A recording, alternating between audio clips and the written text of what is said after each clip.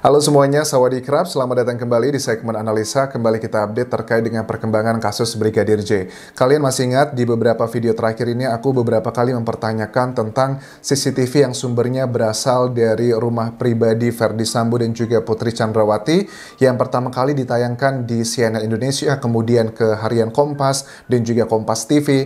Aku selalu bertanya, kayaknya aku nggak yakin ini adalah fakta yang berhubungan dengan kasusnya. Aku menduga ini adalah bagian-bagian dari framing. Alasan yang aku sampaikan beberapa kali adalah karena bagaimana mungkin kok bisa didapatkan sumber CCTV yang dari rumah pribadi seorang jenderal untuk memanggil Putri Chandrawati saja untuk dilakukan pemeriksaan. Itu dramanya panjang banget, lebih dari sebulan baru berhasil dilakukan pemeriksaan.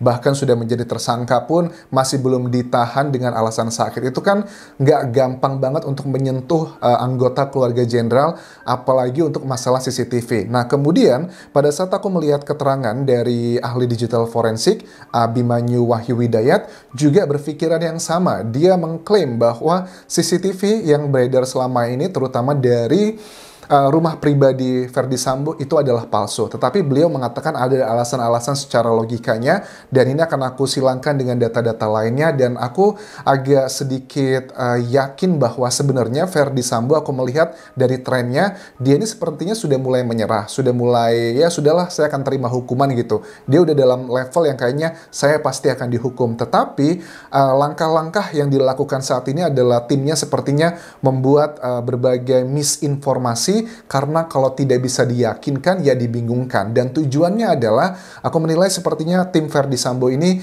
ingin mengaburkan motif sebenarnya. Alasannya seperti yang dikatakan Ferdy Sambo, melindungi harkat dan juga martabatnya. Apapun nyawa saya berikan asalkan harkat dan martabatnya dia terlindungi. Dan ini bertentangan dengan keinginan tawan publik ya. Kita ingin tahu motifnya apa sebenarnya dan ini juga sepertinya yang Ferdy Sambo lebih baik saya dihukum mati kayaknya dibandingkan saya ketahuan motifnya. Ini akan kita gali lebih dalam karena ada beberapa kepingan-kepingan fakta di sini yang sepertinya sudah memberikan kita tanda-tanda apa sih motif sebenarnya. Tetapi sebelumnya aku mengucapkan terima kasih untuk teman-teman para penonton yang sudah pencet tombol subscribe sudah 27,9%. Itu adalah support nyata kalian untuk aku terus mengawal kasus ini hingga nanti sampai ke persidangan. Mudah-mudahan besok akan naik lagi. Terima kasih teman-teman.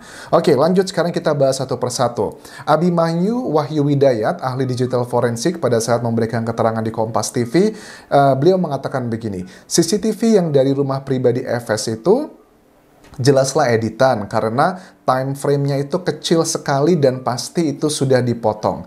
Ya bisa dipotong ataupun juga diedit karena untuk mengedit itu zaman sekarang sangatlah gampang sekali ya dengan teknologi.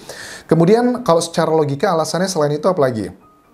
Abimanyu mengatakan begini bahwa misalnya, kalau aku lihat dari gambar yang ini adalah pada saat kedatangan. Kedatangan kan itu sekitar siang ya teman-teman ya. Kalau untuk siang itu no problem lah.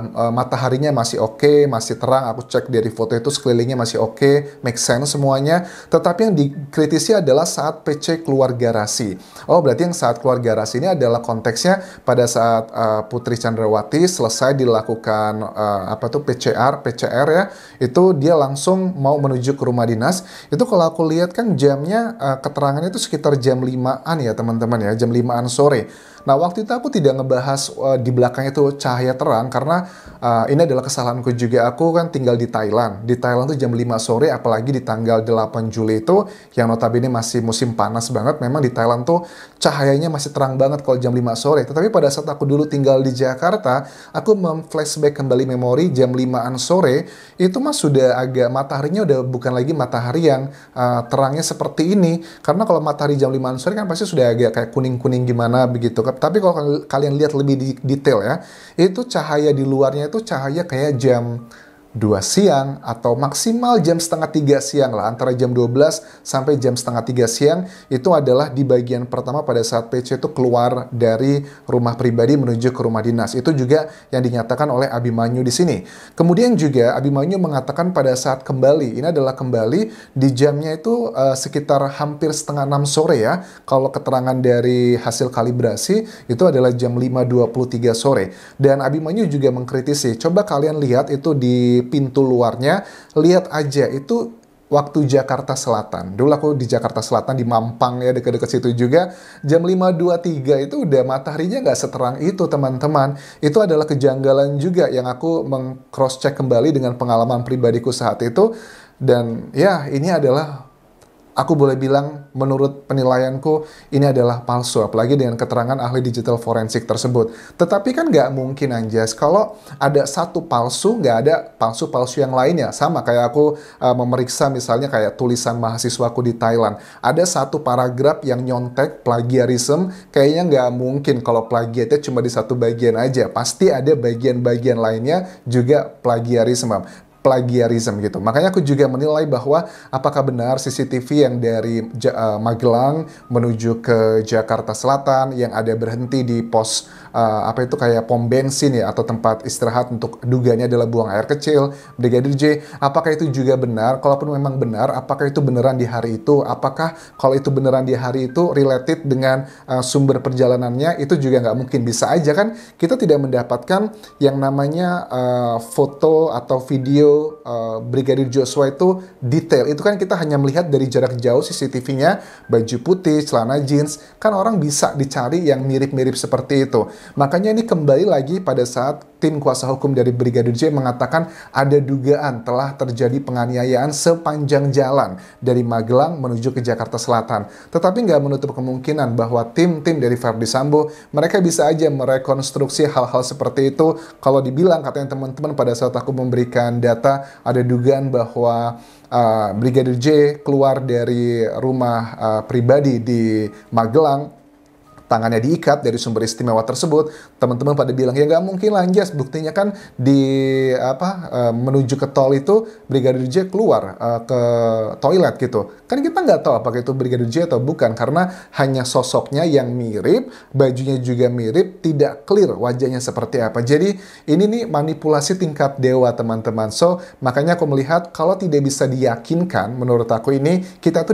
dibingungkan gitu. Dan dengan pada saat masyarakat bingung akan terjadi konflik sana-sini, akan terjadi ribut, dan itu adalah salah satu tujuan dugaanku adalah tim-tim Verdi Sambo yang saat ini tidak hanya menyerang secara fisik kepada tim sus ataupun juga penyidik, tetapi juga melalui berbagai informasi yang membingungkan. So, kita harus mulai memilah-milih pada saat melihat sesuatu hal agar kita tidak termakan framing. Nah, kemudian Abimanyu juga menegaskan di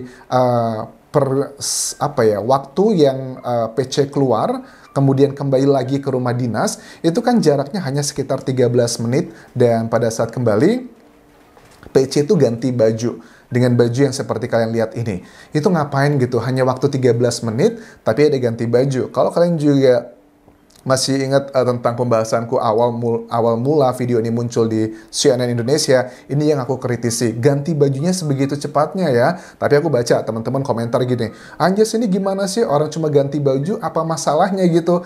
Ini bukan tentang ganti bajunya netizen, tapi tentang sebegitu cepatnya.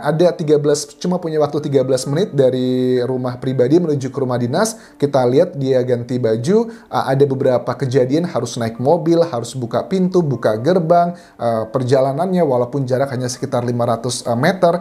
Yang aku permasalahkan adalah waktu secepat itu kok ada sempat ganti baju juga. Bukan tentang ganti bajunya, beberapa netizen bilang bahwa Anjas ini aneh ya, orang dari luar kota ya ganti baju, ya hal yang wajar aja. Bukan itu poinnya, makanya kalau lihat video itu harus secara utuh, karena kita kan pembahasan, aku ini adalah forum diskusi kita, tetapi alangkah baiknya kalau kita berdiskusi dilihat dulu alasan-alasannya kenapa aku mengatakan ini, mengatakan seperti itu. So itu adalah poinnya. Nah kemudian juga disoroti mengenai gerakan, ini adalah gerakan dari saat tiba dari Magelang dengan gerakan Putri Chandrawati pada saat tiba dari rumah dinas. Kan kita melihat kayak ada ritme yang berbeda secara kasat mata. Kalau secara logika kita melihatnya kok Ibu Putri pada saat kembali ke rumah pribadi dari rumah dinas itu lemes. Tapi kalau dari Abimanyu, dia menggunakan kayak kecepatan begitu, dia istilahnya apa ya? Kalau di sini speednya itu berbeda sekali.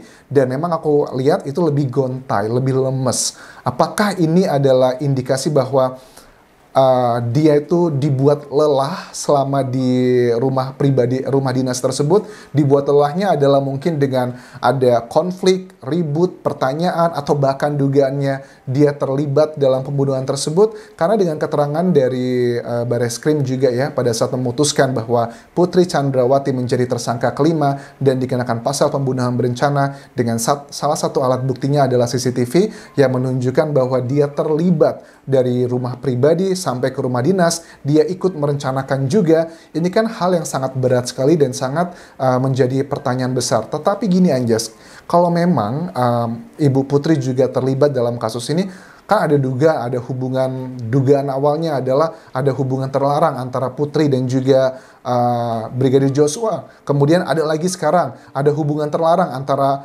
Brigadir Joshua dan juga Ferdy Sambo, atau juga ada yang dipaksa, Ferdy Sambo memaksa sesuatu hal, atau juga Brigadir Joshua diduga melaporkan perilaku yang aneh dari Ferdy Sambo ke Ibu Putri. Apakah itu mungkin? Ya, itu adalah beberapa kemungkinan besar yang tidak bisa kita tutup mata, teman-teman. Tetapi kalau aku melihat dari secara keseluruhan ini, kayaknya sih Ibu Putri ini tidak memprediksi bahwa kejadiannya akan sejauh ini. Sebenarnya kalau aku lihat dari beberapa banyak hal yang kita sudah bahas itu 100 episode teman-teman ya, 100 berapa episode. Jadi kita sudah banyak detail-detail yang kita bahas di video-video sebelumnya.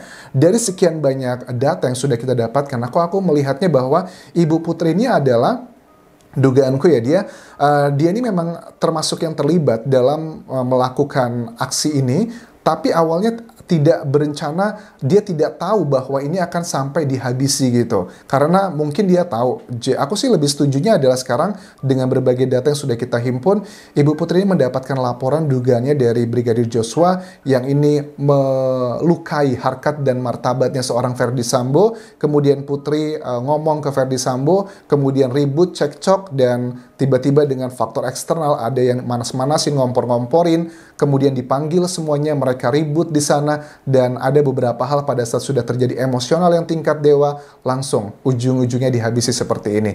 Tetapi ini adalah dugaan, dan bagaimanapun juga kita harus menghargai proses penyidikannya, yang aku menduga sangat kuat bahwa tim dari Ferdy Sambo sekarang itu sedang berusaha menutupi motifnya. Dia kayaknya sudah siap untuk dihukum, tapi menjaga agar tidak motifnya itu keluar sampai ke masyarakat. Ada masalah hubungan sejenis, ada masalah hal-hal yang sudah kita bahas di video-video sebelumnya. Kalau menurut kalian, apakah kalian setuju bahwa Ferdy Sambo sepertinya lebih baik dihukum mati dibandingkan harus diungkap motif sebenarnya kenapa dia membunuh Brigadir Joshua? Bisa kalian tinggalkan di kolom komentar video ini. Dan terakhir, terima kasih sudah menonton. Sampai ketemu lagi di video berikutnya. Kalaupun kerap semuanya. Bye-bye.